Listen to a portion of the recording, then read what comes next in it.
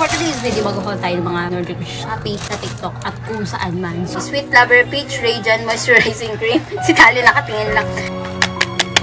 Mura lang to. Pink flash. Dahil mabaho ang tao, this is the Seamless Panty. Mga guys. Okay, let's open. Hello.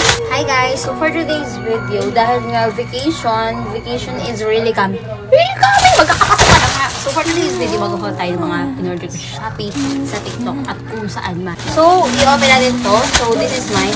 So, pag nagpapalagay ako ng pangalan ko sa TikTok, sa Shopee, or kung saan man yan, hindi ko buong pangalan yung nilalagay ko. Minsan, name ko lang, tapos minsan surname, or minsan, wala kang pake. Okay, let's open. Hello? Pakita ko sa inyo yung mga in-order ko nung nakaraan. Meron akong batang makulit dito sa Getly. So, ito ay I think 4 pesos or 5 pesos. Isang order na, umorder din. Wait lang. So, the next one is yung double-sided tape na, like for example, nakasanto ka or parang loose yung damit na ginagamit mo. You're going to put like this here. So, hindi na siya magkaganon, nalaglag. Ito, ang pinaka-iniintay ko. Ako ay, kunyari, for example, nasa school ako, tapos nakasapatos ako, malamang, hindi ka masapatos sa school. So, di ba, nakasocks, nakafoot socks. Minsan magtatagal ako sapatos. So, iikutin ko yung buong technological lang, naka-medyas lang. Wala kang pakialam. Kung hindi nga pagbabawalan ni Bert, naka-medyas lang pagpasok.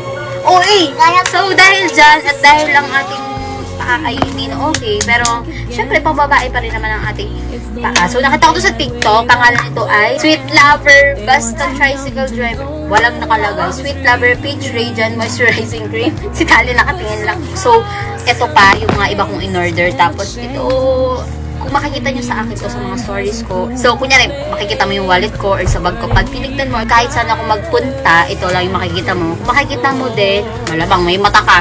Tiyatanggal ko lang yung kanyang pinaka-brand. Kasi, mura lang to. Huwag mo lang itanong kung magkano.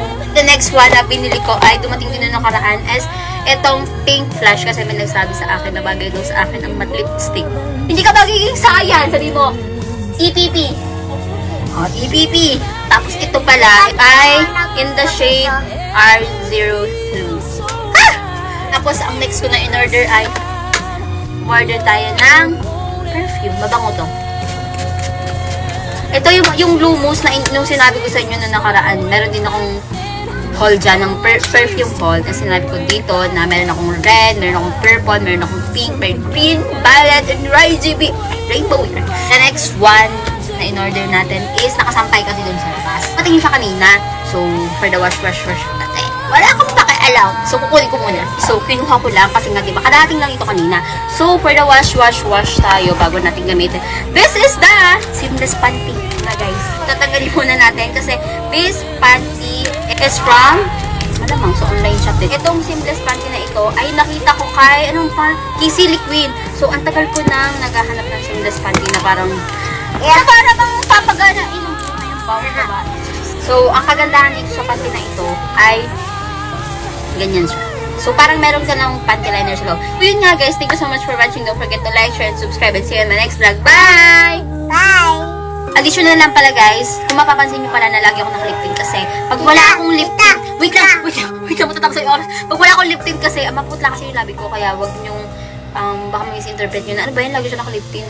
Hindi ba siya mabubuhay yung lip tint? Sobrang putla kasi yung labi ko guys. Kaya pagpasensyahan nyo na kung lagi nyo nakikita naka-lip tint. Pag nakita nyo ako naka-lip tint, promise, sobrang putla yung labi ko. Maniwala kayo sa akin. Itapon mo na yun.